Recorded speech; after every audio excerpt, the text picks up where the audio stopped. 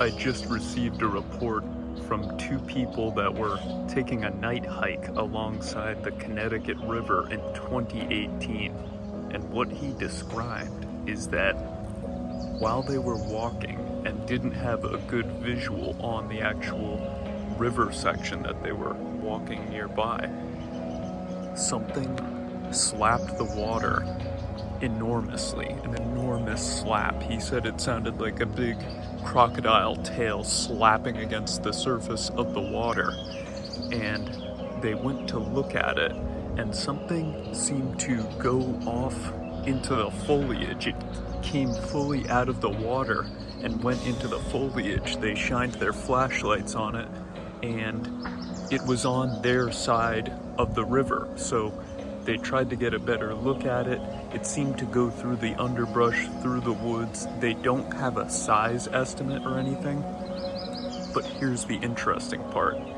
They found a layer of slime on the ground, and it was similar to the consistency and sort of character of slug or snail slime. So, if you'll recall, some of the land sightings of the Loch Ness Monster describe a very similar sort of amphibian or eel-like secretion that was emitted on the ground for people to find. A really interesting aspect of lake monsters are these land sightings.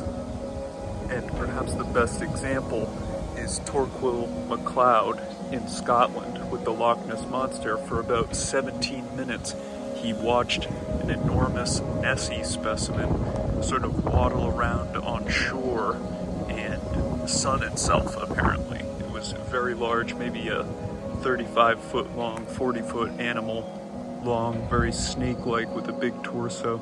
And then, of course, you've got the absolutely impossible to find Kingsland tracks in the New York area of Lake Champlain. The Kingsland tracks are very difficult to find, but I'll put up a picture of them. Basically a land champ sighting with footprint evidence. So we'll talk more about that soon. Thanks.